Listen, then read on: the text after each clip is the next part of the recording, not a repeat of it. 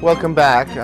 We are continuing on with our discussion on epistemology and the question of human knowledge.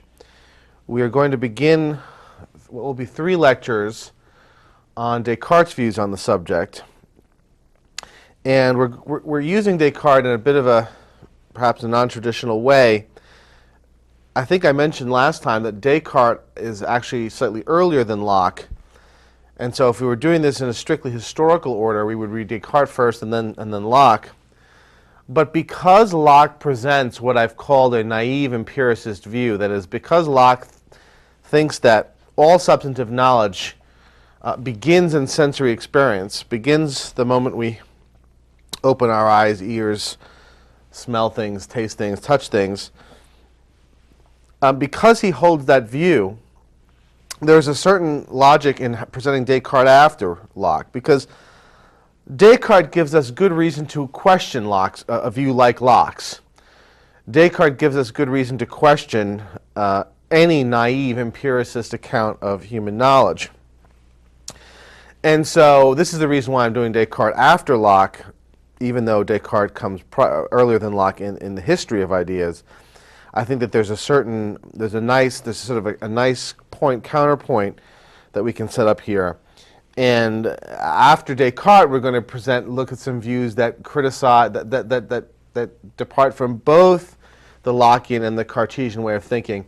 In other words, within a certain orbit, Descartes and Locke are opponents, but taken from a larger orbit, they belong to a certain kind of view about human knowledge that yet another group of philosophers, David Hume and Thomas Reid specifically, are going to criticize. And so all of that lies ahead of us. Now what we want to do is we want to look at Descartes' critique of what I've been calling naive empiricism. The chief question in Descartes' Meditations on First Philosophy is the question that we are concerned with in this part of the course, and that is, what are the foundations of human knowledge? Right? Where does human knowledge begin? What is its source? This question leads Descartes to question every one of his beliefs and their methods of justification. In other words, and the reason why the book is called Meditations is because indeed this is exactly the process that Descartes is engaged in. He is engaged in meditation upon his own beliefs and his own procedures of knowledge acquisition in order to ascertain where human knowledge begins and what constitutes sound methods of knowledge acquisition. Descartes, like Locke, as we know, is a creature of this period that we've called the Age of Reason and Enlightenment, this amazingly fertile intellectual period spanning the 17th and 18th centuries. And because he comes from a similar, he comes from the same intellectual environment as Locke, many of his motivations are similar to Locke's. I will just mention 2 of Descartes' motivations for his project here because they're the 2 that will concern us directly. Certainly, one reason why Descartes wants to identify the foundations of human knowledge and the proper methods of inquiry is because of this general Enlightenment idea of intellectual autonomy. Right? You see, Descartes believes that the human intellect is capable, that the individual human intellect is capable of acquiring knowledge on its own. And this view he shares with Locke and with many of his contemporaries. And so, if what we are interested in is vindicating the view that that the individual human mind can acquire knowledge on its own, then our chief interest is going to be in how it does that. And what are the best procedures for it to do that? Another related motivation has to do with the scientific revolution's conception of rationality and a critique of the concept of intellectual authority. If we had more time in this course to explore Descartes' philosophy more fully, we would certainly read his book, The Discourse on Method. in which Descartes adopts a certain attitude concerning human rationality. What constitutes a rational human being? This is important because philosophers throughout the history of philosophy have thought that part of what distinguishes, or at least, or even all that distinguishes a human being from an animal, is our capacity to reason, is our rationality. And if you think about the shift from the pre-Enlightenment, the pre-modern sort of forms of civilization in which people lived and thought under external authorities, whether that of the church or the monarch or whatever other external power they were subjected to, the idea of the scientific revolution and the Enlightenment idea of rationality, in a sense, stands in opposition to that previous way of thinking. It's one thing to say, well, I know the things I know because some authority has told them to me. It's quite another to say, I know the things I know because I have gone out in the world and investigated and examined myself, and I have employed the kinds of methods that are likely to produce, likely to result in true beliefs. And in a sense,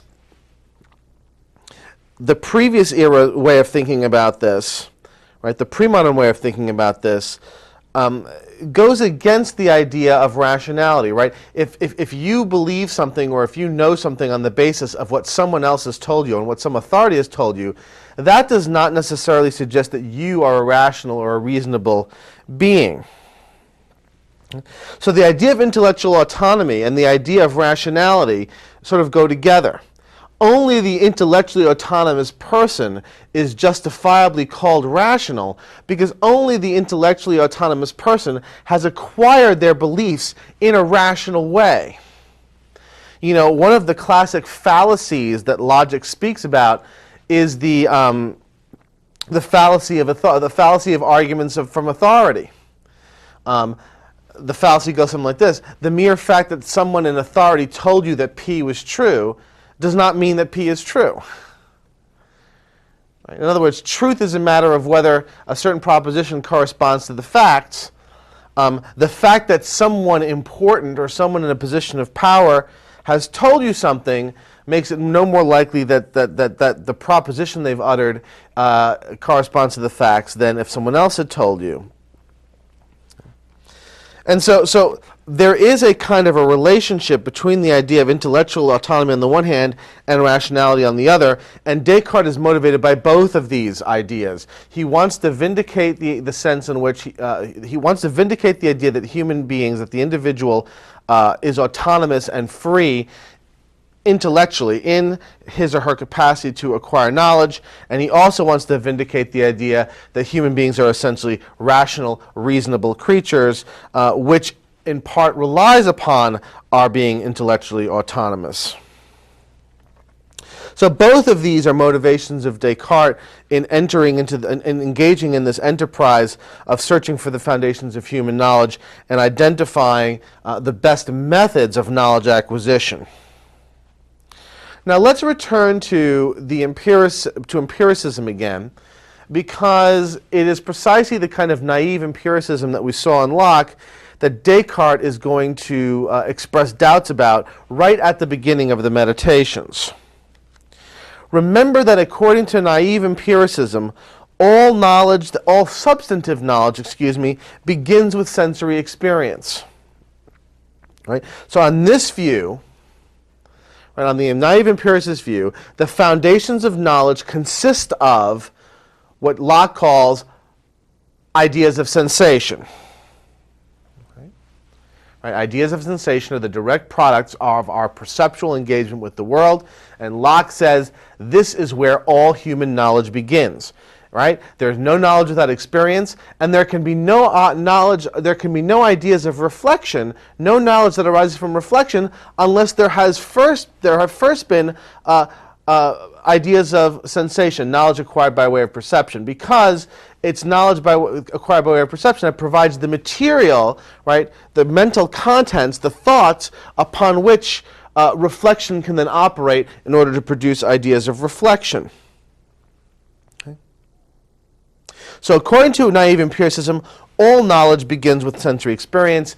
To employ the lingo we've been using with Descartes, for the naive empiricist, the foundations of all human knowledge consist of ideas of sensation, ideas that come from sensory experience. So let's take an example, and it'll be an example that we'll work with over the course of this lecture. Let's take a very simple piece of knowledge. Something that I believe and that is likely to be true and justified. And that is, I believe that there is a podium in front of me. On the lock-in view, the belief that there is a podium in front of me is going to be grounded in or based on the belief that I see and feel a podium in front of me. Okay? So, right, I have I touch this and I look at it, and I have a simple, I have an idea of sensation, right? A mental picture of a podium. This mental picture, this sensory experience, is the basis upon which I then conclude that there is a podium in front of me. One of the things that Descartes does in Meditation 1 is cast doubt on whether the second proposition is sufficient basis upon which to infer the first. That is, what he wants to call into question is whether the fact that I see and touch a podium is sufficient reason for believing that there is a podium. Now you might think, well, of course it is. What else would be a reason for thinking that there's a podium in front of you? And I might not disagree with that conclusion, but the road by which we get to that conclusion may not be the road that you think it is, or may be a road more complicated than you might expect. Excuse me. So let's dive into the first meditation and see where Descartes thinks where Descartes thinks the problem in this inference from 2 to 1 lies. Descartes makes two observations right at the beginning of the first meditation. The first observation he makes is that our senses don't always represent things as they actually are. Now, we sort of knew this already from our discussions of John Locke, right?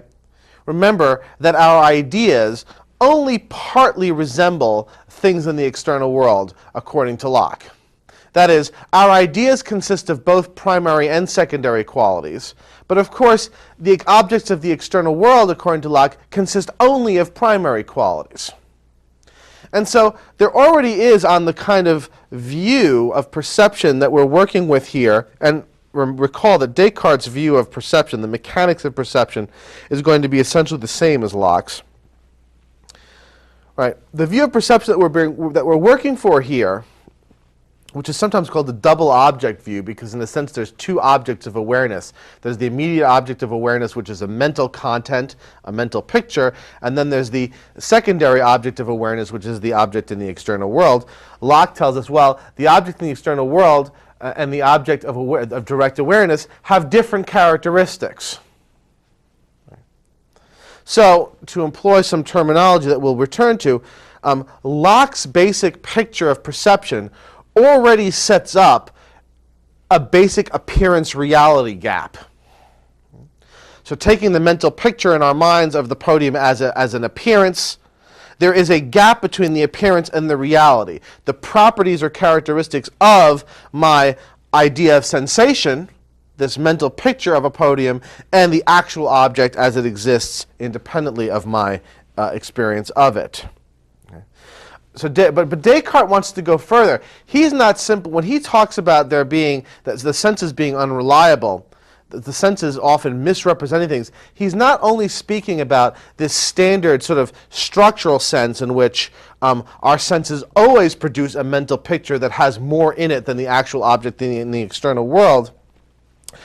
Descartes is talking about actual perceptual errors, right? Where our senses distort or actively misrepresent their object. A few very simple examples will suffice. These are all examples of optical illusions. If you take a perfectly straight pencil and immerse it halfway in a glass half full of water, the pencil will look bent. So you will have an idea of sensation. You will have a mental picture of a bent pencil. But of course, the pencil isn't actually bent. It's an optical illusion. And so here's an example where one's senses misrepresent an object, misrepresent an external object. Right? Another example, and this one is common, should be common to everyone. Things look smaller from a distance. If you stand at the top of a very tall building and look down, the people below look smaller than they really are. Indeed, I don't know if I don't recall if I've made this observation before. I think I may have at the beginning of the course. That the fact that our senses are unreliable is so well established that we often post warnings to remind us of this fact in fear that we might forget it. If you look on the right side mirror of every car, you'll see printed on the mirror, it warns you that objects are closer than they appear.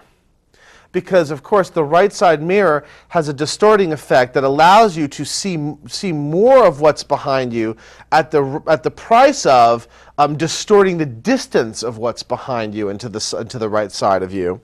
And this sort of error, this mistake, is so pervasive and so common that car manufacturers, and obviously insurers, are concerned people are going to forget and are going to get into accidents. So we actually print out warning labels, warning us about the potential of our senses to mislead us. And Descartes' point here is very simple. If our senses persistently and systematically present a false picture of the world, then how can a mere sensory experience be sufficient basis upon which to make a concrete judgment about the nature of the world? If my senses can misrepresent this podium, misrepresent what's in front of me, then how can the mere fact that I see and feel the podium be a sufficient basis on which to believe that there is a podium? Or to believe that the podium is the way that it appears. That's the challenge that Descartes is raising.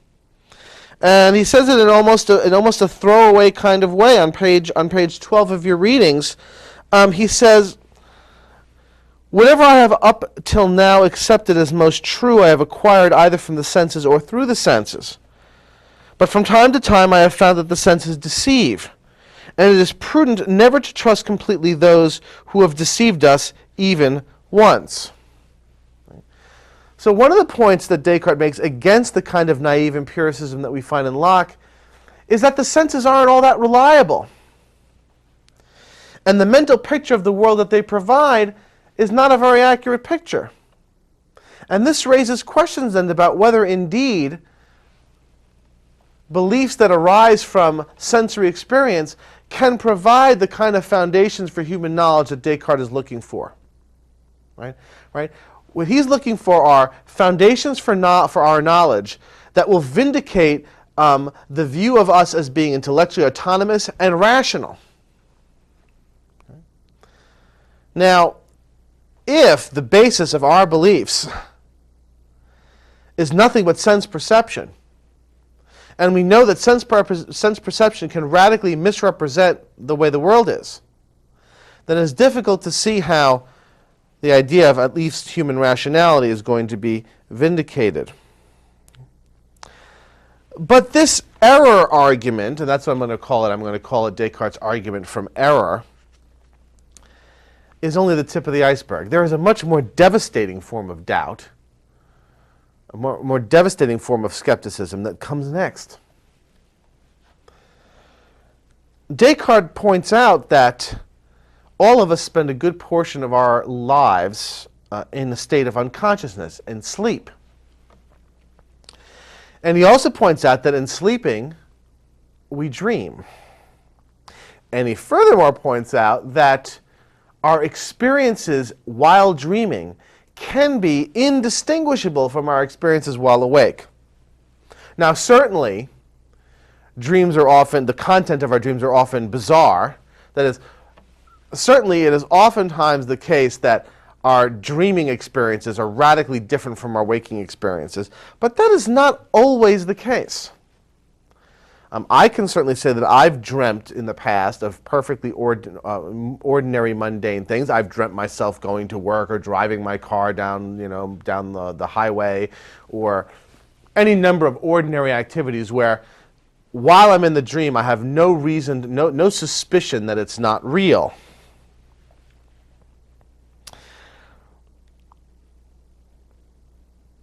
Well, the problem then is this. If I can have an experience while dreaming that is indistinguishable from an experience that arises from real sensation, right? So, for example, I can dream that I'm standing here giving a speech, giving a lecture in front of a podium. So, if I can have a dream experience of a podium that is indistinguishable from an actual perceptual experience of the podium, then we have a problem. How can the experience alone be sufficient reason to infer that there is a podium, given that the experience may not be real? That is, we said that the naive empiricist view is that the belief that there is a table is justified by the belief that I see and feel a table in front of me. Well, how can the fact that I see and feel a table in front of me, a podium in front of me, be a sufficient grounds on which to infer that there is actually a podium, if I might be dreaming these exact experiences?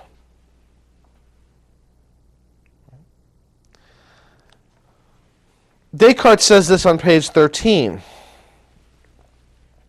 He says, "How often asleep at night am I convinced of just such familiar events, that I am here in my dressing gown sitting by the fire, when in fact I am lying undressed in bed." Then he goes further down and he says, well, wait a minute. At the moment, my eyes are certainly wide awake when I look at this piece of paper. I shake my head. It's not asleep. I stretch out and feel my hand, and I do so deliberately, and I know what I'm doing. All this would not happen with such distinctness to someone in sleep. But then he says, as if I did not remember other occasions when I had been tricked by exactly similar thoughts while asleep. In other words, he's pointing out that, remember, surely all of us have had instances where we were sure that an experience was real, only to find out later that we were dreaming it. As I think about this more clearly, he goes on to say, I see plainly that there never are any sure signs by means of which being awake can be distinguished from being asleep. The result is that I begin to feel dazed, and this very feeling only reinforces the notion that I may be asleep. So if the proposal is supposed to be, if the naive empiricist proposal is, look, the foundations of all human knowledge are sensory experience. We have a sensory experience, and that sensory experience is the basis upon which we make a judgment about something in the external world. Descartes' point is that cannot possibly be a sufficient basis, because any actual perceptual experience could also be a dreamt experience. And in the case of a dreamt experience, there would be no justification or warrant to draw any conclusions about the external world at all. If I am dreaming a podium, then the experience is no basis whatsoever for inferring that there is a podium. And because I can't tell the difference between dreaming the podium and looking at the podium for real, the idea that looking at the podium is a basis upon which to determine that there is a podium is rendered problematic. Last time I asked you to engage in a little exercise and see if you could if you could prove to yourself that you're not sleeping, that you're not currently sleeping, and I hope that the point here is made. Any evidence that you might bring to bear that you're not dreaming could itself be part of the dream. And the point is not the silly one, right? The point Descartes' not making the silly point that you should walk around acting like you're dreaming, or walk around denying that you're really walking around, or that you're really standing in front of a podium. His point really is a much more subtle one, and it's simply to say, look, what we're talking about is what the basis of what our basis for believing things is. And all that he's saying is, this isn't a very good basis. It's a basis that's riddled with potential error. It's a basis that in a sense could be entirely illusory. He's speaking about what are the foundations of knowledge. He's not speaking about he's not saying anything about what you ought to believe in your ordinary life, walking around. That's not what he's talking about. To that extent, this is an academic exercise. I would submit, however, that it is an important one, because in this question of where does our knowledge come from, what are the grounds upon which we know things, all sorts of things are invested, including our own standing as rational, intellectually autonomous beings. And so while the question is, the things that he's asking and the doubts he's raising are largely academic things, and doubts, I would suggest that they have great import even for our own ordinary lives.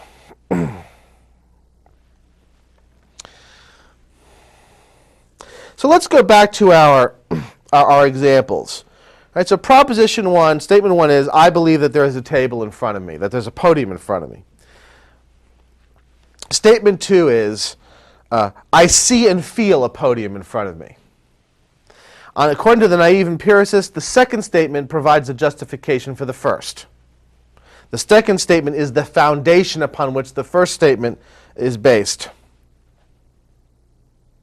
But now, with the argument from error and the argument from dreaming in place, the following question arises.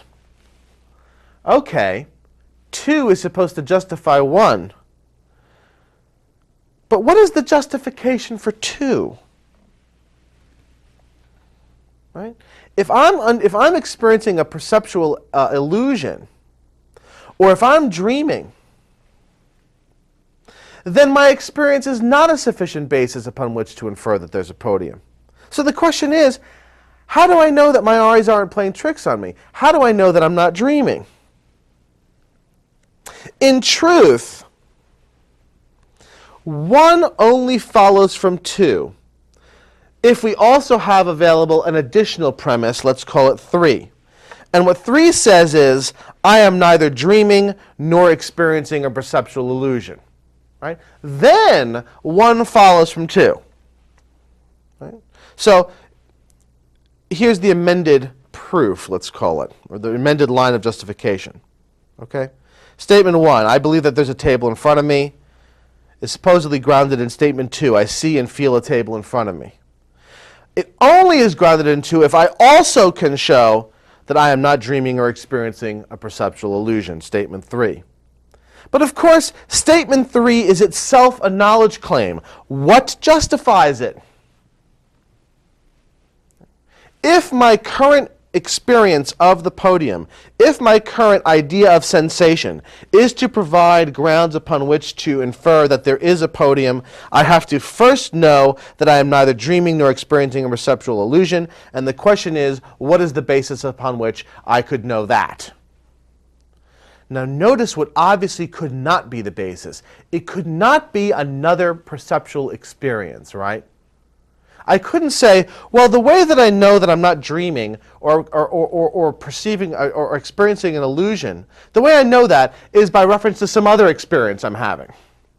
Because of course the same doubts are going to apply to that.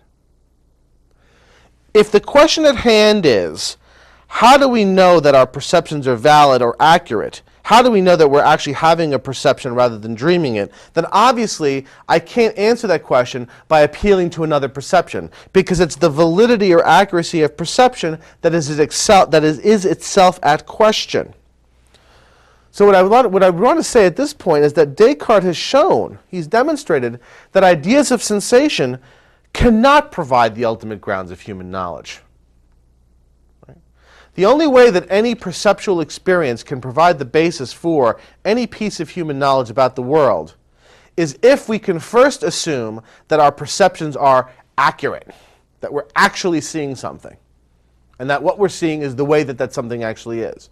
But that belief cannot be based itself on a perception, and so perception cannot constitute the beginning of knowledge. Okay? This is a direct refutation of Locke's idea that all knowledge begins in sensory experience. But Descartes considers another possibility. Now, the empiricist, of course, says that all substantive knowledge begins in sensory experience. But the empiricist also may grant that some non-substantive knowledge may be known a priori, may be known independently of experience. One form of a priori knowledge, one way of a priori knowing, of course, is deductive reasoning. When we prove something deductively, the product of that proof is non-empirical knowledge. Okay? Because in a deductive proof, the conclusions follow from the premises solely in virtue of their form. Right? That's what validity is. When we say an argument is valid, we're saying it's of the form in which the premises follow from the conclusions. Where the conclusions follow from the premises, excuse me. So Descartes then wants to entertain the possibility, say, look, maybe the foundations of human knowledge are not empirical. Maybe the foundations of human knowledge don't come from sensory experience. Maybe the foundations of human knowledge instead lie in deductive reasoning. Maybe human knowledge is a lot like geometry, where we begin with a set of axioms, and all the foundations of the superstructure of knowledge are deductively proven. Right? So if you think about the body of geometrical knowledge as our knowledge as a whole, imagine that was all we knew. Right? The foundations of our knowledge in geometry are deductive proofs. Okay? Right? Deductive proofs from a set of axioms.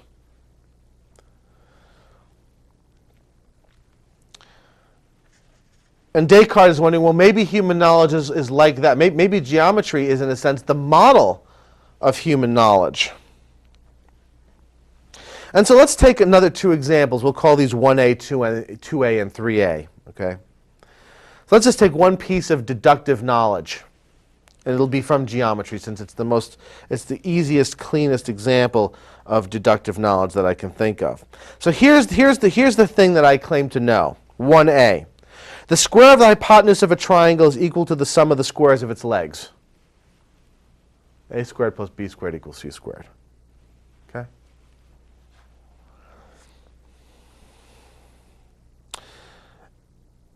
The basis, my basis for believing this, the justification for this, is going to be some geometry proof. I'm embarrassed to tell you that I don't think I could prove this. I could do it in 10th grade when I took geometry, and it's been a long time since then. So excuse me for just having 2a say some geometry proof. Okay. So 1a is the square of the hypotenuse of a triangle is equal to the sum of the square of its legs, and 2a, the statement that belief that justifies it, is the belief in some geometry proof. Okay. Descartes wants to say that deductive proofs, because they're not grounded in perceptual experience, cannot be doubted on the grounds either of perceptual error or an argument from dreaming. Right, at one point in Meditation 1 he says, and I'm not going to dig out the page number, it's just one little sentence, he says, whether I'm asleep or awake, 2 plus 3 makes 5. And so a priori knowledge of this kind, knowledge that's grounded in deductive proofs rather than perceptual evidence, is not going to be subject to the kinds of doubts that he has raised thus far. But of course, there are other doubts that Descartes wants to explore. there is a version of the error argument that we can run against a deductive proof. Right? Surely, when you've done proofs, either in geometry or in arithmetic or in set theory or wherever, you've made mistakes. Right? Surely, our practices of proving things are not flawless. And so at any given time when I've given a proof for something, there's always the possibility that I've done the operations incorrectly, that I've done the proofs incorrectly.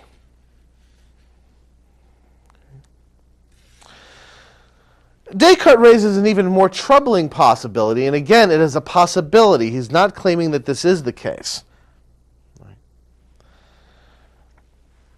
Descartes says, well, first he talks about God. He says, well, couldn't God manipulate my mind in such a way as to get me to think that 1A is true when it's really false?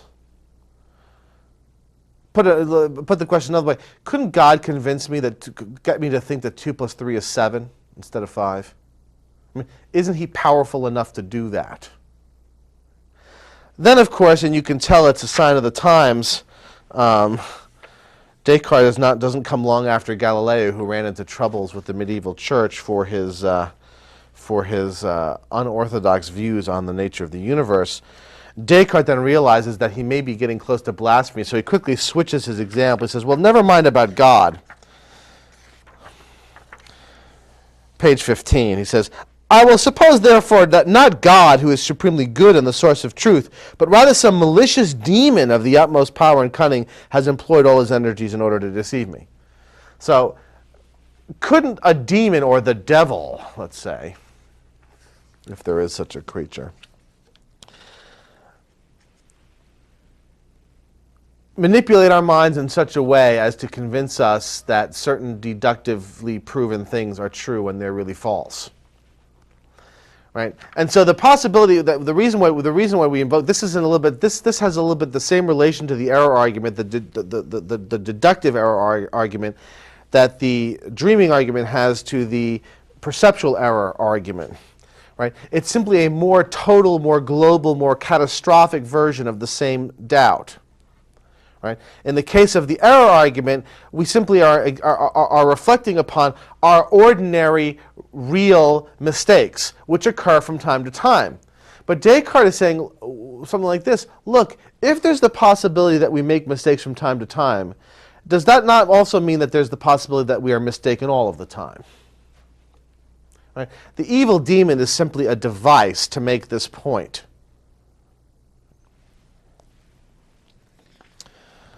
And what this shows is that 2A only provides a valid basis on which to believe 1A if we can believe one further thing, call it 3A. So let's run through them again. The statement that the square of the hypotenuse of a triangle is equal to the sum of the squares of its legs is only justified by a geometry proof if I can also justify the belief that I have done the proof correctly and I am not being manipulated by a malicious third party. But the question now is, what justifies 3A? How do I know that I'm doing the proof correctly and that I'm not being manipulated by a malicious third party?